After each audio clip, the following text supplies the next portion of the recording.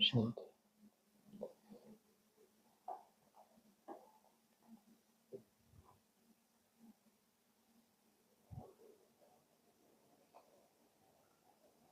तीन अक्टूबर 2004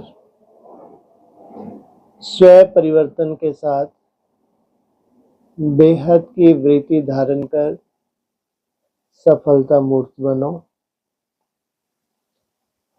आज विशेष कोई समाचार लिए बाप दादा ने अपने पास बुलाया। मैं भी मिलन मनाने के लिए वतन में पहुंच गई। जाते ही बाबा ने मिलन मनाते बोला, आओ मेरी दिल तक नशीन बच्ची आओ। और मुस्कुराते बोले, क्या समाचार लाई हो? मैंने विदेश देश दोनों के समाचार सुनाए। बाबा बोले, बच्ची, आजकल बाप दादा और समय की समीपता बच्चों को निमित्त बनाए परिवर्तन का कार्य रफ्तार से करा रहे हैं। प्रभु वरदान से सर्व आत्माओं की वृत्ति अब सहज बदल रही है। आध्यात्मिकता का तरफ अटेंशन जा रहा है। ऐसे समय पर बच्चों को भी अब स्वयं परिवर्तन और बेहद की वृत्ति धारण कर सफलता की तरफ डबल अटेंशन देना आवश्यक है। उसके बाद बाबा बोले, बच्ची और क्या समाचार लाई हो? मैंने दादी जानकी द्वारा मिले हुए संदेश अनुसार डबल विदेशी बहन का समाचार सुनाया। बाबा बोले, बच्ची पर बाप दादा की दुआओं का विशेष हाथ है। बाप दादा सदा साथ है, क्योंकि बच्ची अब एक तरफ बाप की लगन में, दूसरी तरफ कड़े हिसाब किताब के चक्कर में दोनों तरफ खिंच रही है। इसलिए बच्ची के लिए यही विधि है कि अपने को सारा दिन बिजी रखें, अर्थात अपने मन और बुद्धि का टाइम टेबल बनाए। हर घंटे भिन्न भिन्न कार्य व प्रोग्राम बनाए कि अब क्या सोचना है, क्या करना है। भिन्न भिन्न ज्ञान के सब्जेक्ट व सेवा के साधन में अपने मन को बिजी रखें। ऐसे अपनी रुचि परमान ऑफिशियल फिक्स करें और बार बार चेक करें, क्योंकि बच्चे भी वीआईपी से कम नहीं है। बाप का बनना तो वर्ल्ड में हीरो है। इसलिए सदा व्यर्थ और नेगेटिव संकल्प को मिटाए, अपने को परिवर्तन करें। हिम्मत बच्चे की, मदद बाप और परिवार की तो है ही। ऐसे कहते बाप दादा ने सरब बच्चों प्रति याद देते कहा, अब हर एक बच्चे को साकार में अव्यक्त मिलन मनाने के पहले बाप को रिटर्न देने के लिए स्व उन्नति, स्व परिवर्तन के प्रोग्राम्स के रिजल्ट बाप को देनी है। उसकी तैयारी कर रहे हैं। बोलो बच्ची, सबको याद है ना? उसके बाद दादियों को बाप दादा ने बड़े दिल से याद किया। बाबा बोले, दादियों की हिम्मत की कमाल देख बाप दादा खुश है। 7 अक्टूबर 2004 मर्सीफुल बनने के लिए हर समय हर आत्मा के प्रति शुभ भावना, शुभ कामना इमर्ज हो। आज जब मैं बाबा के लब में लीन होते हुए वतन में पहुंची, तो बाबा सामने से मुस्कुराते हुए बोले, आओ मेरी सदा रहम दिल, शुभ भावना, शुभ कामना वाली बच्ची आओ। बाबा ने ऐसे स्वागत करते मिलन मनाया। उसके बाद बाबा ने पूछा, बच्ची क्या समाचार लाई हो? मैंने कहा, बाबा आज तो हम बहुतों की याद लाई हूं। बाबा आपको तो मालूम ही है कि ये श्राद्ध जब होते हैं तो हम सभी एडवांस पार्टी वाली आत्माओं को वतन में निमंत्रण देते हैं। कब? ये क्या हो गए सब? पितर हो गए। तो बाबा मुस्कुराए और कहा, बच्ची एडवांस पार्टी का लश्कर तो बहुत बड़ा है, परंतु आज मैंने सभी को वतन में बुलाया है। कितना बड़ा लश्कर है? 50-60 हजार है। तो उसमें दादियां भी हैं, दादे भी हैं, माताएं भी हैं, तो कुमारियां भी हैं। इनमें क्या क्या है? उनमें भी कैटेगरी हैं। दादियां भी हैं, दादाएं भी हैं, माताएं भी हैं, तो कुमारियां भी हैं। मैंने कहा, बाबा हम भी तो देखें कौन कौन वतन में आए हैं। तो बाबा ने कहा, अच्छा आओ मेरे साथ चलो। तो क्या देखा? एक बहुत बड़ी लाइट के टेबल मुआफिक बिल्कुल प्लेन सीधी पहाड़ी थी। उस पहाड़ी पर बाबा ले गए। जैसे ही हम ऊपर चढ़ रहे थे तो सामने एडवांस पार्टी का लश्कर खड़ा था। अभी सबके नाम तो नहीं बता सकती, लेकिन पार्टी बहुत बड़ी थी। तो हमने क्या देखा? एक तरफ थी मम्मा, दीदी, दादी ऑलराउंडर भी थी, और जो भी हमारी दादियां गई हैं वह सब आगे थी। बाकी सब पीछे आधे सर्किल में थे। दोनों तरफ बड़ा लश्कर था। बाबा ने कहा, देखो आज एक तरफ है एडवांस पार्टी और दूसरी तरफ है एडवांस स्टेजधारी पार्टी। आज इन दोनों का मिलन है। तो सभी एक दूसरे से मिल रहे थे। यह बहुत सुंदर मिलन था। बड़ी अच्छी सीन लग रही थी। मम्मा भी सभी को बहुत ही पावरफुल दृष्टि दे रही थी, और दीदी दादियां जो भी हमारी तरफ थीं वो भी सभी नैन मिलन मना रहे थे और एक दो के हाथ में हाथ दे रहे थे। तो बाबा ने मम्मा को कहा, अभी मिलन तो हुआ, लेकिन आप कुछ तो बोलो। तो मम्मा ने दादियों से बात करते हुए कहा, अभी आप कब समाप्ति कर रहे हो? देखो हम लोगों को जिन्होंने जन्म लिया अभी ज्ञान तो स्पष्ट रीति से इमर्ज नहीं है, लेकिन अंदर की पावरफुल स्थिति तो ज्ञान योग की है ही। तो हम लोगों को कभी कभी बहुत स्वप्न आते हैं। क्या स्वप्न आते हैं? कि अभी अभी परिवर्तन हो जाए। एक तरफ विनाश हो रहा है, यह सारी पुरानी दुनिया समुद्र में नीचे जा रही है, और दूसरी तरफ नई दुनिया समुद्र से निकल रही है। वो भी कहाँ जा रही है? पाताल में। और नीचे से नई दुनिया समुद्र से निकल रही है।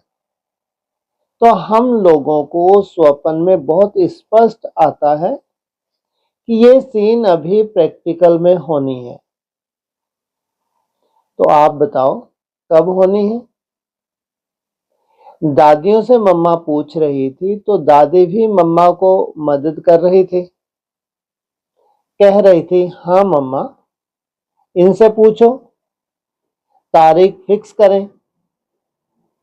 तो बाबा ने कहा, मम्मा आपसे क्वेश्चन पूछ रही है तो आप डेट तो बताओ। तो हम दादियों ने कहा, बाबा आपने ही कहा है ना कि अचानक होना है, तो हम डेट कैसे बतावें? बाबा ने कहा, दादियां जवाब देने में बहुत चतुर हैं। बाबा के ही शब्द बाबा को दे रही हैं कि अचानक होना है तो डेट कैसे दें। बाबा ने कहा, अच्छा अचानक तो होना है, लेकिन आप एवर रेडी हो? तो दादियों ने कहा, हम तो एवर रेडी हैं, लेकिन पीछे जो लश्कर था वो थोड़ा चुप था। तो बाबा ने कहा, अच्छा आप लोग तो एवर रेडी हो, लेकिन अपने साथियों को भी तो तैयार करो ना, अकेले थोड़े ही राज करेंगे, राज में तो सब लश्कर चाहिए, तो इन्हों को भी एवर रेडी बनाओ। तो दादियां मुस्कुराकर बोल रही थीं कि बाबा वो दिन भी आएगा। अभी तो सभी के मन में यही है कि दुख अशांति बढ़ रही है, तो ये परिवर्तन भी होना है। फिर बाबा ने कहा, अभी बच्चों में एक क्वालिफिकेशन इमर्ज होनी चाहिए जो भक्ति में आपके जड़ चित्रों में दिखाई देती है, वो है रहमदिल की, मर्सीफुल बनने की। मर्सीफुल बनने के लिए हर संकल्प में, हर सेकंड में, हर आत्मा के प्रति शुभ भावना, शुभ कामना इमर्ज हो, चाहे कोई कैसा भी हो। जैसे शास्त्रों में दिखाते हैं कि रावण को यही था कि राम से ही मेरा कल्याण हो, और राम के अंदर भी यही था कि इसका कल्याण हो जाए, पाप ज्यादा नहीं बनाए।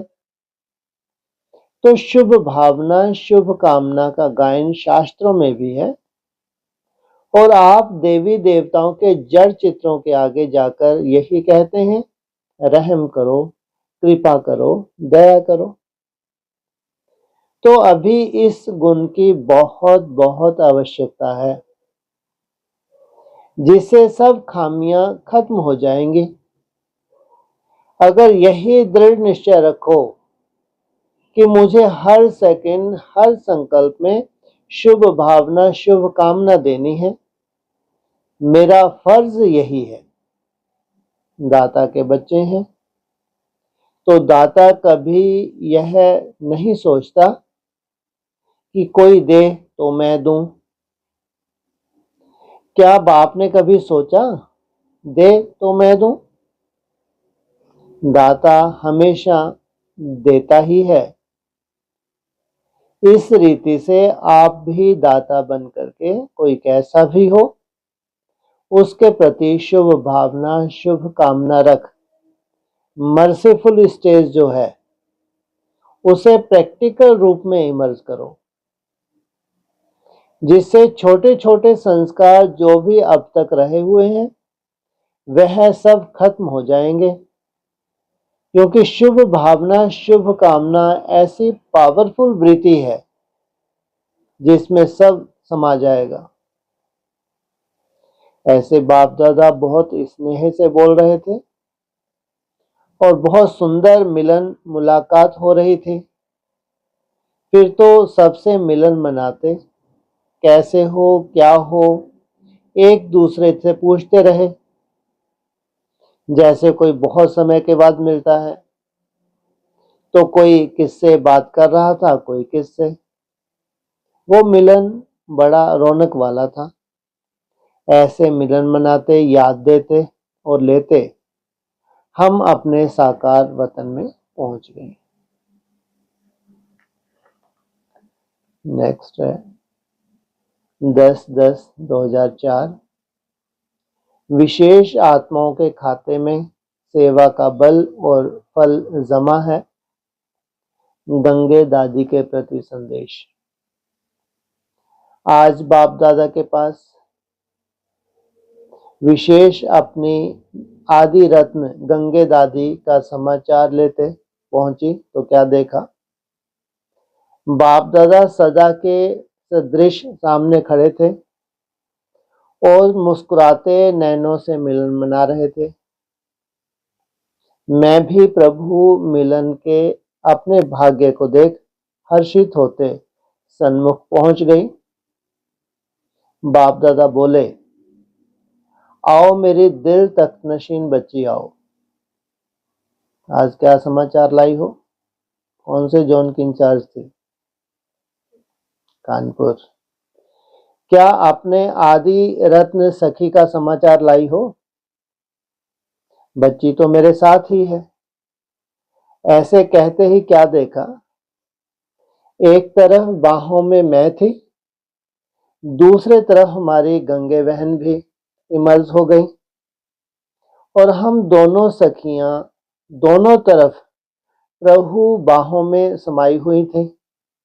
बाबा बोले, देखा तुम्हारी सखी कितने खुशी से झूले में झूल रही है। तो गंगा बहन भी बोली, गुलजार बहन, मुझे सदा यही संकल्प था कि ब्रह्मा बाबा वतन में बैठा है तो मैं भी वतनवासी का अनुभव करूं। तो अब हमारा संकल्प पूरा हुआ। बाबा ने वतन में बुला लिया। मैं बोली, बाबा आप हमारे आदि रत्नों को एक एक करके बुलाते रहते, हमारा गुलदस्ता तो छोटा हो रहा है। बाबा बोले, बच्ची यज्ञ की स्थापना के निमित्त भी आदि रत्न बने तो नई सृष्टि की रचना की स्थापना के निमित्त भी आदि रत्न ही चाहिए ना, क्योंकि आदि रत्न ही बहुत काल के योग बल की कमाई जमा करने वाले शक्तिशाली योगी हैं। क्या कहा? नई सृष्टि की रचना की स्थापना के निमित्त भी आदि रत्न ही चाहिए। साथ में सेवा के बल और फल जमा करने वाले भी विशेष आत्माएं हैं। तो ड्रामा अनुसार समय परमान अपना पार्ट बजा रहे हैं। मैं बोली, बाबा संगम पर तो सीट खाली हो रही है, सब बहुत याद करते हैं, यूपी वाले भाई बहन बहुत याद करते हैं। इनको क्या लग रहा है संगम युग पे सीट खाली हुई तो कहाँ है ये? यह सुन गंगा बहन बोली, बाबा हमें तो वतन में अच्छा लगता है, साथ रहना, साथ खेलना, साथ बोलना, साथ मिलना, यह अव्यक्त रूप में साथ बहुत बहुत अच्छा है। मैं बोली, गंगे बहन आपको सब मेगा प्रोग्राम के लिए याद कर रहे हैं। तो गंगे बहन बोली, मुझे भी बीमारी से पहले तो प्रोग्राम करना है। यह याद था, संकल्प भी था, लेकिन कुछ समय के बाद मैं बिल्कुल निसंकल्प हो गई और यही सोचा कि बाबा कराने वाला है, वह कराएगा। और लास्ट तक मैं बिल्कुल डेड साइलेंस की स्थिति का अनुभव बहुत अच्छा कर रही थी, शरीर की तकलीफ से भी न्यारी थी। ऐसी रूह रेहान करते बाबा हमें कमरे में ले चले, जहां गद्दी पर अपनी दोनों बाहें गले में डाल बहुत स्नेह रूप में दृष्टि दे रहे थे। गंगा बहन बोली, सबको कहना मेरी आशा पूरी हुई, मैं बहुत बहुत अव्यक्ति रूप में वतन में बाबा का अनुभव कर रही हूं, बहुत बहुत खुश हूं। बाबा बोले, बच्ची को अब दूसरा शरीर धारण करना है, जाना है, अब स्मृति नहीं है। मतलब तो हमने देखा गंगे बहन बहुत बहुत वतन में मौज में मस्त थी। बच्ची को जाना है तो कब तक जन्म हो गया उसका? यह है 10वां महीना। 2005 में ज्यादा से ज्यादा मार्च तक क्योंकि 4-5 मास ही बोला है ना। फिर मैंने कहा खास आपको बड़ी दादी और सब आदि रत्न दादियों ने बहुत प्यार दी है। और बाबा ने कहा है हमारा गुलदस्ता छोटा हो रहा है। तो गंगे बहन मुस्कुराते बोली सबको कहना मैं बहुत बहुत मजे में हूं। कुछ समय इनमें भी अव्यक्त पाठ चला है। तो बाबा बोले बच्ची ने योग बल से हिसाब किताब चुकतू करने में सहन भी किया है, लेकिन बहुत काल की याद और सेवा का खाता जमा है, इसलिए अभी भी भिन्न रूप में सेवा के निमित्त ही बनेगी। ना रूप चेंज हो जाएगा लेकिन करेगी सेवा। इसके बाद मैंने कहा गंगे बहन आपने जॉन के लिए कुछ कहना है? प्रोग्राम में भी आपको बहुत याद करेंगे। तो कहा उन्हों को कहना जो मेरी सेवा के निमित्त थे उन्होंने मेरी एक इच्छा पूरी की, हॉस्पिटल से सेंटर ले चले, यह इच्छा पूरी की, इसके लिए थैंक्स। बाकी मैं बाबा के साथ प्रोग्राम देखने वतन से आऊंगी, यह भी कितना अच्छा है। ऐसे कहते बाबा से मैं मिलन मनाए साकार वतन में पहुंच गई। अच्छा, ओम शांति।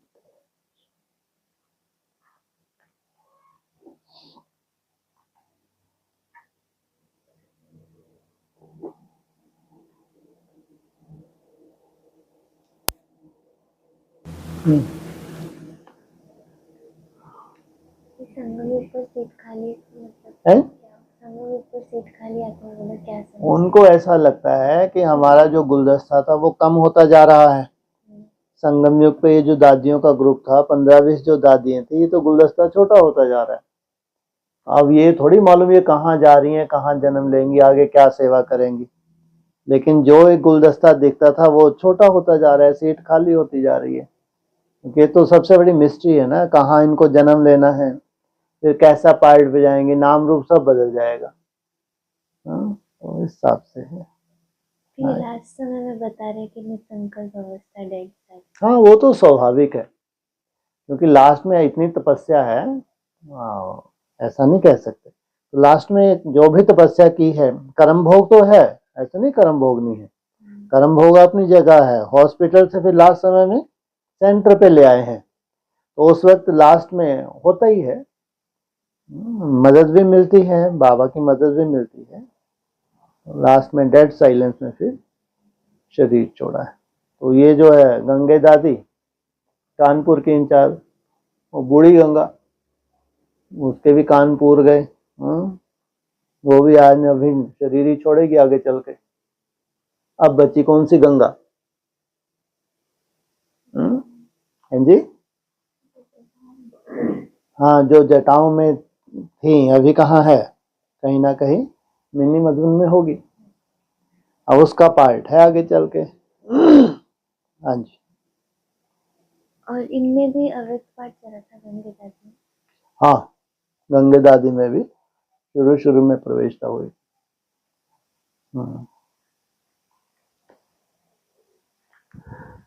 मतलब ये मतलब दादियां भी शरीर छोड़ने के बाद ऐसे जाती होंगी वतन। क्योंकि बेचारे आप ये बैठी हैं वतन में इमर्ज कर लेंगे, ये बैठ के क्या पहुंच गई, इनको मालूम ही नहीं। नहीं, जैसे कि जो भी शरीर छोड़ते हैं वतन में मात्र एक इमर्ज की है सीन, और तो उसी समय कहाँ गर्भ में चली गई। तो जैसे कि ये बोलते हैं ना कि अब ये जाएंगी शरीर लेगी, तो तब तक के लिए ये लोग नहीं जाते। बाबा ने अब उसमें क्या बोला हुआ है? ये ठीक है, गर्भ से इमर्ज कर लेंगे थोड़ी देर के लिए, ये ठीक है, थोड़ी देर के लिए क्यों नहीं, उनकी भावना भी तो रहती है। वतन का तो बहुत जिज्ञासा है ब्राह्मणों में। जितने भी हम लोग थे ब्रह्मा कुमार, हम लोग बहुत भाग्य समझते थे कि शरीर छोड़े और वतन में जाएं, सबके सब। मान लो किसी का कोई कर्म भोग भी है तो उनको जब बाबा जल्दी हमको वतन में बुला ले, ये तो था ही नहीं कि फिर आके आपको जन्म लेना है। बस यही बुद्धि में रहता था कि बस वतन में बाबा के साथ सेवा करें। तो उनकी भावनाओं का फल तो मिलता है। गर्भ में तो गई है आत्मा, गर्भ से बुलाना ये तो कोई बड़ी बात नहीं है, वो सीन दिखाना जब तक जन्म ना हो। मतलब जो ये संदेश आते हैं, हाँ हाँ, फिर वो इतना कुछ बोलते हैं कि उनका शरीर जल गया, याद नहीं है, हाँ और ऐसा सब कुछ भी। बिल्कुल कि बिल्कुल। अब ये शरीर लेगी, दूसरे पार्ट बजाएगी, हाँ जी, तो कुछ तो है ना फिर। है ना, क्यों नहीं। ऐसे तो कईयों ने अनुभव भी सुनाए हैं जब शरीर छोड़ देते हैं, और कोई कोई फिर जीवित भी हो जाते हैं। तो ऐसे लौकिक में कोई कोई के अनुभव हैं, तो अचानक उनको अपना शरीर दे, ये क्या कर रहे हैं, मैं तो एकदम ठीक ठाक हूँ, उनको ये मालूम ही नहीं होता कि शरीर हमारा छूट गया। ऐसे कईयों के अनुभव भी हैं, उनको बेहद हैरानी होती है कि मैं तो ठीक हूँ, ये क्या कर रहे हैं, मेरे शरीर को ऐसे ऐसे कर रहे हैं। तो होता है। बाकी सबसे बड़ी सच्चाई है शरीर छोड़ना और फिर जन्म लेना। कोई भी आत्मा ऐसे नहीं है सिवाय ब्रह्मा बाबा के कि जिसने जन्म ना लिया हो। हाँ, जन्म तो लेते हाँ, तो संदेश और में शरीर छोड़ना भी सबसे बड़ी सच्चाई है। माना इस सृष्टि का जो एक लॉ है वो सबके लिए लागू होता है, चाहे बड़े बड़े धर्म पिताएं हों, चाहे कोई भी हो, महात्मा पुण्य आत्मा, सबके लिए ये तो है ही कि शरीर छोड़ना है फिर जन्म लेना है, और उनके पास जो उनकी प्रॉपर्टी है, संस्कार, वो उनके साथ है, उसके आधार से उनका अगले जन्म में वैसे ही जलवा होगा। ये सबसे बड़ी सच्चाई। लेकिन कहाँ जन्म होगा, किस रूप से होगा, ये कोई को नहीं मालूम। ये वंडरफुल खेल है। देखो फिर लास्ट में पता चलेगा, जब लास्ट में क्या, केवल अपना अपना रियलाइजेशन तो होना है। सबको अपना अपना जो भी वो जो वैल्यूबल पार्टधारी हैं, तो उनका अपना अपना रियलाइजेशन हो जाएगा। अपना पिछले जन्म, अब 84 जन्म देखने हैं, तो सबसे वैल्यूबल जन्म तो आपका पिछला जन्म है। फिर आगे के जन्म भी हैं, तो वो तो पूरे पढ़ाई का ही सार ये है, अपने जन्म को जानना। हाँ जी।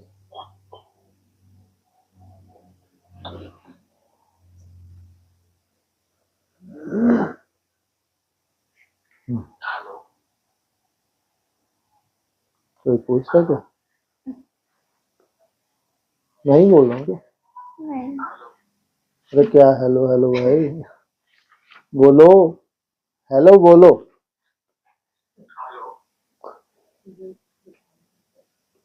चलो, हाँ जी।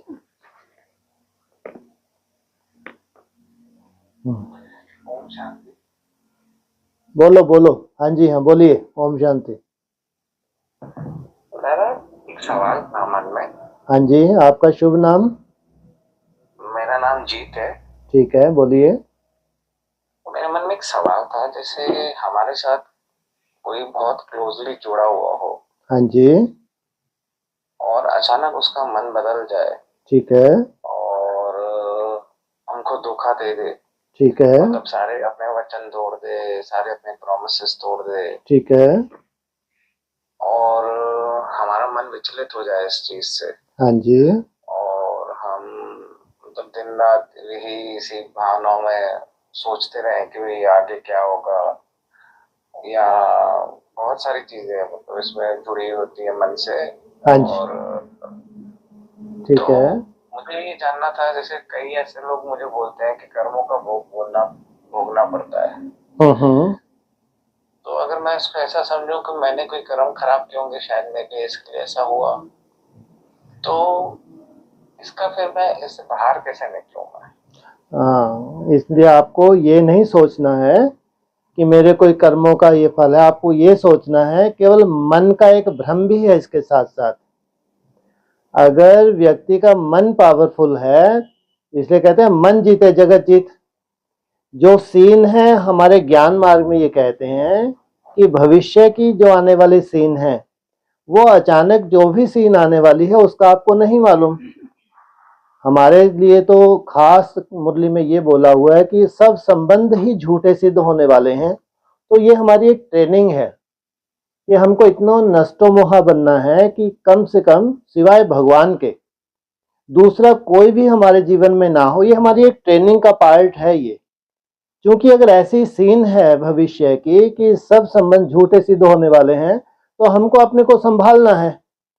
तो उसके लिए हमारे मन को पावरफुल किया जाता है, मन का परिवर्तन किया जाता है। उसके लिए हमारे सहज विधि जो बताई है, तो सर्व संबंध भगवान से जोड़ना, क्योंकि एक हकीकत है, भविष्य की बहुत बड़ी सच्चाई है कि बहुत बड़ा परिवर्तन होने जा रहा है। कहाँ क्या होने वाला है किसको नहीं मालूम, लेकिन अचानक होगा। तो उसमें हम अपने को संभाल लें, उसके लिए चाहिए मन पावरफुल चाहिए। उसकी भगवान ने विधि बताई है कि जितना आप अपने को आत्मा समझते हैं, और आत्मा अविनाशी है, देह ही मूल है, कारण है सबसे बड़ा। जो दुख होता है कि हमने अपने को देह समझा हुआ है, जबकि बहुत बड़ी हकीकत है, आत्मा का भी अस्तित्व नहीं है बिना देह के। लेकिन देह ही सब कुछ नहीं है। देह से ऊपर क्या है, जो भगवान आपको मिला है। अगर आपने ज्ञान में अगर चलते हैं आप, और ये संगम युग की अगर आपको नॉलेज है, तो फिर निश्चित रूप से आपको ये भी मालूम होगा कि आपने कोई एक जन्म नहीं है आपने जो जिया है, अनेक जन्म जिए हैं। और आगे आने वाला जो समय बहुत ही वंडरफुल है, वंडरफुल भी है, बहुत कल्याणकारी भी है। तो अपने उस समय को हमको संभालना है। अपने वाले जो आने वाले समय है, उसके लिए हमको बहुत सुंदर तैयारी करनी है। नीरसता से जीवन नहीं जीना है, बहुत सुंदर तैयारी करनी है, वंडरफुल तैयारी करनी है। इसके लिए हमारी ट्रेनिंग है। हम लोग जितने भी ब्रह्मा कुमार कुमारी हैं, ये हम लोगों की ट्रेनिंग है कि कोई भी परिस्थिति हो उसको बहुत पॉजिटिव रूप में लेना।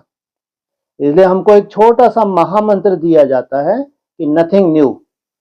जो भी घटना घटी है, ये 5000 वर्ष पहले भी घटी थी, हमारे कोई कर्मों का हिसाब किताब था। लेकिन अब उसके लिए टॉर्चर होना, ये कोई समझदारी नहीं है। उसको पॉजिटिव रूप में ही लेना है, इसमें कोई कल्याण समाया हुआ होगा। आप कर कुछ नहीं सकते, मात्र यही होगा कि ज्यादा से ज्यादा जितना ज्यादा सोचेंगे उतना डिप्रेशन में जाते हैं, समाधान नहीं है आपके पास। लेकिन अगर आप अच्छा सोचते हैं, इसके पीछे कुछ अच्छाई भी हो सकती है, तो वो निश्चित रूप तभी वो अच्छाई प्रत्यक्ष होती है जब आप भगवान से जुड़ते हैं। हाँ, भगवान से जुड़ने के बाद वही बात घूम कर आएगी कि हमारा मन पावरफुल होता है। भगवान की याद में जब हम मन को लगा देते हैं, तो बड़ी से बड़ी परिस्थिति भी हल्की हो जाती है। मन विपरीत दिशा में, कहाँ इतना एक तरह से डिप्रेशन की तरफ जा रहा था, और कहाँ मन फिर धीरे धीरे प्रफुल्लित रहने लगता है। बाकी आने वाले तो चंचल है ना जी, मन तो बहुत चंचल है। स्वाभाविक, बिल्कुल। तो मन की गतिविधियां तो इतनी तेज होती है कि हम उसको वश में कर ही नहीं सकते। है ना, ये ही तो वंडरफुल खेल है।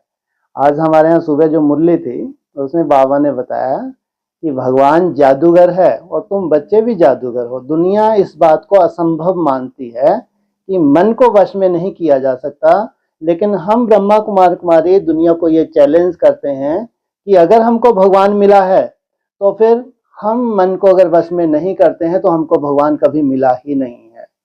इसलिए अर्जुन भी यही दहाड़ लगा रहा था, प्रभु मन को वश में करना असंभव है, लेकिन चैलेंज था उसके लिए। अभ्यास और वैराग्य, कुछ भी असंभव नहीं है, कुछ भी असंभव नहीं है। अगर असंभव है तो उनके लिए है जो अभ्यास नहीं करते हैं, जिनके पास वैराग्य नहीं है। अगर हमको ये नहीं दिखता है कि दुनिया का इतना बड़ा परिवर्तन सामने खड़ा है, तो फिर वैराग नहीं है, तो हमारे हिसाब से हम चाहते हैं जैसे दुनिया में है, तो हमारे अनुकूल दुनिया चले। अगर आपको ये दिखता है कि नहीं, ये बहुत बड़ा परिवर्तन, ड्रामा में ये नूंद है इसकी, तो फिर तो आपके मन में वैराग है, तो सच्चाई को स्वीकार करते हैं, भगवान की याद करते हैं, तो कुछ भी असंभव नहीं है। हम लोग एक रिसर्च के रूप में लिया हुआ है हम लोगों ने इसको। हमारा जो मेडिटेशन है, वो मूलतः हमारा टारगेट ही है मन को, अपने संकल्प को, अपनी शक्ति को अपने वश में करना, जो असंभव है, रियली में असंभव है दुनिया के लिए, लेकिन हम लोगों ने इसको रिसर्च के रूप में लिया हुआ है। इसलिए आप अगर कह रहे हैं स्वाभाविक है, वो चंचल है, मन को अमन करना असंभव है, लेकिन साधक ऐसा नहीं कह सकते। साधना जो करते हैं, साधना के उच्च स्तर पर जिनको जाना है, कुछ डीप साइलेंस में जाना है, उनके लिए तो मूल है ही, उनका तो टारगेट ही है मन को अपने वश में करना। इसलिए हम लोग एज ए रिसर्च के रूप में इसको लिया हुआ है, और हम लोग प्रैक्टिस करते हैं। हमारी तो दिनचर्या ही 1-2 बजे से शुरू हो जाती है, तो मेरे को लगता है हमारा जो एक ग्रुप है, ये लोग ऐसा नहीं कहेंगे। कुछ समय की प्रैक्टिस के बाद, शुरू में तो दिक्कत होती है, लेकिन कुछ समय की प्रैक्टिस के बाद हम लोग ये महसूस करते हैं कि धीरे धीरे मन हमारे अनुकूल होता है। टाइम लगता है, कोई ऐसा नहीं होता कि जमदे जामदे नहीं हो सकता है, उसमें टाइम लगता है, अभ्यास चाहिए, लंबे समय का अभ्यास चाहिए। बाकी ये नहीं है कि मन की चंचलता खत्म नहीं हो सकती। अगर मन की चंचलता कभी खत्म हो ही नहीं सकती तो फिर अध्यात्म कहाँ जाएगा। हमको तो यही सिखाया जाता है, बचपन से यही सिखाया जाता है, कम से कम भारतवासियों को तो यही दिखाया जाता है, सिखाया जाता है कि आध्यात्मिक जीवन से उत्तम कोई जीवन नहीं है। आत्म स्वरूप में टिकना, अपनी सच्चाई को जानना, देह सच्चाई नहीं है, आत्मा सबसे बड़ी सच्चाई है, यही भगवान ने हमको आके सिखाया है। इसलिए असंभव है, मुश्किलात है, बाकी ये नहीं कहेंगे कि नहीं हो सकता। हमारे यहाँ तो हमने पढ़ाई के रूप में लिए। जी जी बाबा, इसमें भी दो सवाल है। जैसे आपने बताया कि अर्जुन को स्वयं त्रिलोकीनाथ माधव केशव ने उसको समझाया था, हाँ जी, लेकिन साथ में ये भी तो बोला था कि आप तू धर्म की खातिर युद्ध कर, ठीक है, तो ये मत देख कि भाई कौन क्या कर रहा है। कर तो सारा सुदर्शन चक्र ही था, ठीक है, लेकिन उसको एक माध्यम बनाया था अर्जुन को। हाँ जी, तो हम भी वही मनुष्य है, अगर हमें भी वही युद्ध के द्वारा या अधर्म के खिलाफ लड़के न्याय लेना चाहिए कि हमें चुप करके शांति से बैठना चाहिए? अपने साथ ही तो युद्ध है, ये भी बताया गया है। हमारे यहाँ ट्रेनिंग जो है उसमें हमको ये बताया गया है, ये हमारे अंदर की युद्ध है।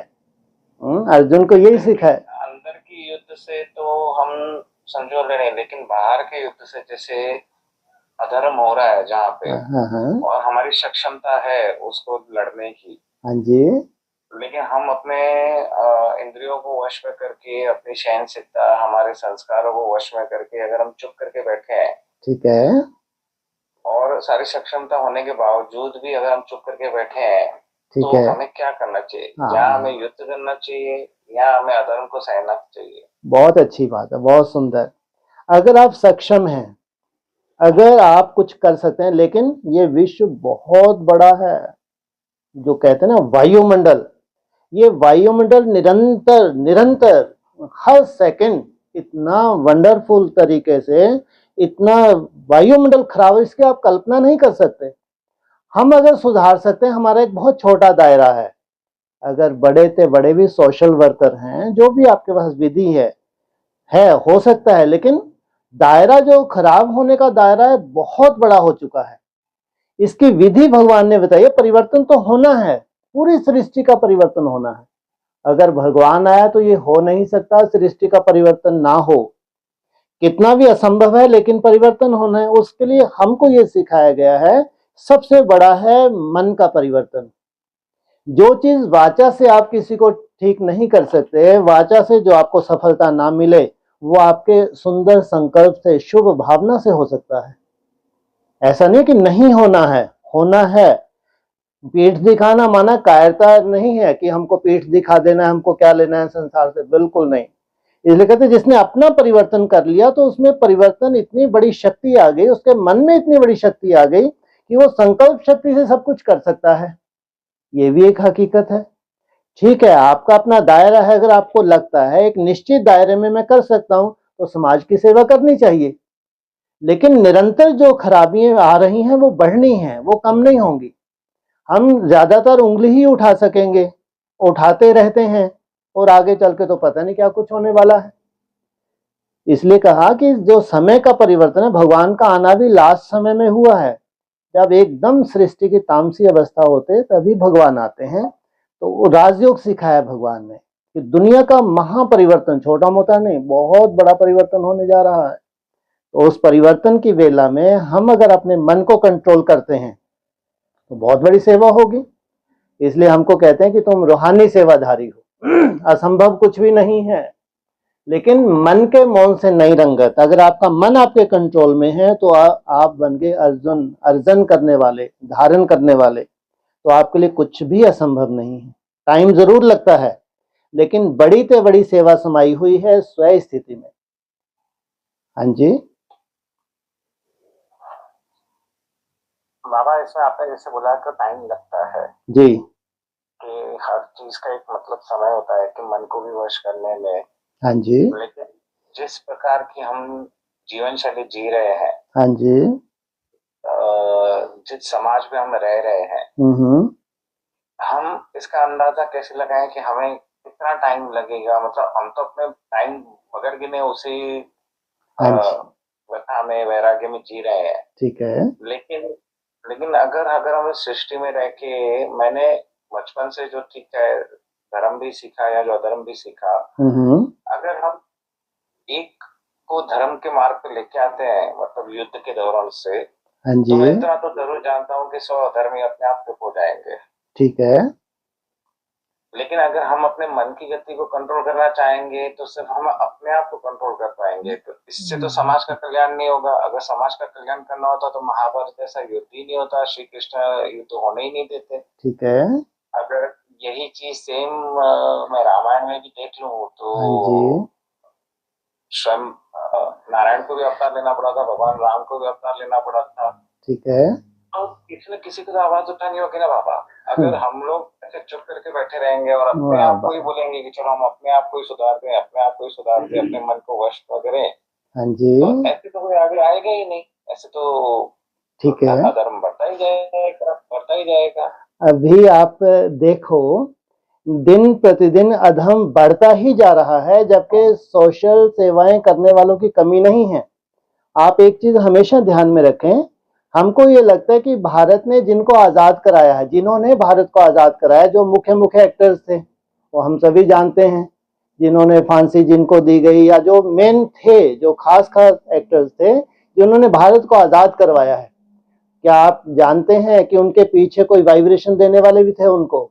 वो इतनी बड़ी सच्चाई है जिसको कभी कोई जान ही नहीं पाएगा। वाइब्रेशन की पावर बहुत बड़ी पावर होती है। अगर ये कहा जाए कि ब्रह्मा कुमारी ने पूरे विश्व में चैलेंज किया हुआ है, आने वाले 10 वर्ष में बहुत बड़े से बड़ा महाविनाश होने वाला है, आज आप किसी को सजा नहीं दे सकते, लेकिन प्रकृति इतना वंडरफुल खेल करने वाली है, सबको सजा मिलेगी। एक भी पापी छूट नहीं सकता, एक भी। विधाता जो करने जा रहा है वो कोई इंसान नहीं कर सकता। हाँ, मैं बार बार कह रहा हूं, आपका दायरा है, अगर पॉसिबल हो आप करो, लेकिन सबसे बड़ी सेवा तभी है जब आध्यात्मिक उन्नति होती है। भगवान के राइट हैंड बनना ये कायरता नहीं है, स्वयं स्थिति में टिकना कोई मासी का घर नहीं है, इसमें बहुत तकलीफ होती है, इतना आसान नहीं है, बहुत नष्टोमोहा होना पड़ता है। उस पराकाष्ठा में जाना धैर्यता चाहिए, और सबसे बड़ा वो कार्य करके दिखाएंगे। अगर सेवा की ही बात है, संसार की ही बात है, तो निश्चित रूप से संसार का कल्याण होना है, लेकिन आज वाचा से नहीं हो सकता। अधर्म बढ़ रहा है, जितनी सोशल सेवाएं बढ़ रही हैं उतना ही अधर्म बढ़ रहा है। जितनी हम सेवा करना चाहते हैं उतना ही देखते हैं, दिन प्रतिदिन अखबारों में पढ़ो, देखो क्या कुछ हो रहा है। फिल्मों में जो हम लोग देखते हैं, अक्सर जो हमारे सामने सीन आती है वो एक हकीकत नहीं है। समय है, एकदम अंत का समय है, अंतिम समय है। अंतिम समय में ये कायरता नहीं है, स्वयं स्थिति में टिकना कोई मासी का घर नहीं है, और ये बहुत बड़ी हिम्मत की बात है। अगर आप इतने पावरफुल बन जाएं, ये जितनी भी हमने कथा कहानियां सुनी हैं, चाहे कृष्ण का अवतरण हुआ है, चाहे राम का अवतरण हुआ है, आपको जब ब्रह्मा कुमारी आश्रम पे आप जाएंगे, कोर्स करेंगे, तो आपको मालूम पड़ेगा ये संगम युग का ही यादगार है। अगर आप मानते हैं कि कृष्ण को भी और राम को भी आना पड़ा, तो ये सबसे बड़ी हकीकत आगे चल के आप जानेंगे। वर्तमान वो प्रैक्टिकल में आने वाले हैं, तो उनसे बड़ा सेवाधारी कौन हो सकता है? अगर राम और कृष्ण की सबसे बड़ी सच्चाई इस धरा पे है कि उन्होंने असुरों का विनाश किया और इस सृष्टि का कल्याण किया है, तो ये सबसे बड़ी सच्चाई आप ब्रह्मा कुमारी आश्रम पे जाके ये जानेंगे कि कैसे सृष्टि का भी परिवर्तन होने वाला है। और ये जो मुख्य मुख्य एक्टर्स हैं, वर्तमान समय अपने स्वरूप को धारण करके ये वैसा ही कल्याण करेंगे जैसा शास्त्रों में लिखा हुआ है। इसलिए मुख्य, मैं आज की डेट में आपको मैं नहीं जानता हूं, खैर फर्स्ट टाइम आपसे डिस्कस हो रही है, आपको यही हम बोलेंगे कि आप एक बार ब्रह्मा कुमारी आश्रम ज्वाइन करें, वहां 7 दिन का कोर्स करके देखें, जहां तक भी आपकी समझ में आए। ये एक बहुत बड़ी सच्चाई भगवान की कार्य कर रही है वर्तमान समय। और पापाचार बढ़ना है, कम नहीं होना है, बढ़ना है। और इस पापाचार से जो युद्ध है, जो महायुद्ध होने वाली है, वो है असत्य और सत्य की युद्ध है। जो सत्यता को धारण करेंगे, कैसे उनके वाइब्रेशन से कार्य होना है, इसको हम वाचा के द्वारा नहीं समझा सकते, लेकिन ये बहुत बड़ी सच्चाई है। अगर राम और कृष्ण जैसी आत्माओं की जरूरत है तो उनका एक जखीरा तैयार होने जा रहा है। केवल राम और कृष्ण की बात नहीं है, वैसे इतनी पावरफुल आत्माएं तैयार होने जा रही हैं जो इतना बड़ा कार्य करेंगी, अधर्म का विनाश करेंगी और सद्धर्म की स्थापना करेंगी। इसलिए ब्रह्मा कुमारी कोई ब्रह्मा कुमारी का खुद का मिशन नहीं है, ये भगवान की इच्छा से एक मिशन चल रहा है जिसमें ऐसी श्रेष्ठ आत्माएं तैयार हो रही हैं जो विश्व का परिवर्तन निश्चित रूप से करेंगी। 10 वर्ष में बहुत कुछ होने वाला है भाई। ये आने वाले 10 वर्ष में बहुत कुछ हो जाएगा, स्थापना भी हो जाएगी तो विनाश की भी बहुत बड़ी सीन है। हाँ जी बाबा, स्वयं कृष्ण को भी गीता का उपदेश देने के बाद में भी अर्जुन का साथ देना पड़ा था पथ पथ पे। हाँ जी 18 दिन तक। ठीक है। ऐसा मतलब फर्स्ट डे जब उन्होंने गीता का ज्ञान दिया था, हाँ जी, और फिर अर्जुन ने शस्त्र उठाए तो 18 दिन तक भी लगातार उनको 24 घंटे अर्जुन का साथ देना पड़ा था। ठीक है। और आप मुझे कह रहे हैं कि आत्माएं तैयार हो रही हैं और सृष्टि का वो भला करेंगी और ये जी, लेकिन जितना संगठन की आत्माएं तैयार हो रही है जी, उसके मुकाबले तो लोग बहुत ज्यादा हैं। बिल्कुल नहीं, ज्यादा नहीं है, बिल्कुल ज्यादा नहीं है। आपको लग रहा है, लेकिन मैंने अभी थोड़ा समय पहले ही ये बोला कि प्रकृति का जो रौद्र रूप धारण होने वाला है, जो रौद्र रूप बन रहा है प्रकृति का, आपको नहीं मालूम कैसे दूध का दूध पानी का पानी होने जा रहा है। अभी जो आने वाली सीन है ना, वो जो सीन है वो ऐसी सीन है जिसकी आप कल्पना नहीं कर सकते। प्रकृति कैसे दूध का दूध पानी का पानी करेगी, कैसे सजाएं देंगी, ये वंडरफुल सीन है जो आने वाली है, जिसका कोई भी समाधान नहीं है। अगर पापियों को सजा मिलनी है तो मिलेगी, जितना बड़ा पापी है उतनी बड़ा सजा उसको मिलेगी भाई। हाँ, अगर आप हो सकता है देख सकते हैं तो आप तीसरे नेत्र से ये सब देखें, भविष्य की जो सीन होने जा रही है, कैसे वो सुदर्शन चक्र काम किया। ठीक है, पांडवों को मिला है, तिलक दे दिया गया, लेकिन वास्तविक सुदर्शन चक्र की कितनी गहरी सजाई है, कितनी सूक्ष्म है वो, ये भी वर्तमान समय संगम युग देखने का है। इसलिए मैं फिर भी आपको बोलूंगा, आप एक बार कोर्स जरूर करके देखें। हो सकता है इतनी बड़ी सच्चाई का आप कल्पना भी ना कर सकें, ऐसी सच्चाई आपको मिल जाए वहां पे। हाँ जी बाबा, नींद के लिए क्या करना चाहिए? इस चंचलता की नाश के लिए नींद नहीं आती, सब विचारों से नींद नहीं आती। आप 7 डेज कोर्स करो पहले, है ना, आत्मा की सच्चाई को जानो, सब बहुत अच्छा हो जाएगा, चिंता ना करें, है ना। हाँ, थोड़ा जानने की थोड़ा सा कोशिश करो जरूर कि ये सच्चाई क्या है ब्रह्मा कुमारी की, सब ठीक हो जाएगा, चिंता ना करें। ठीक है। हाँ जी, हाँ ठीक है। ओम शांति। जी जी, हाँ जी, बस।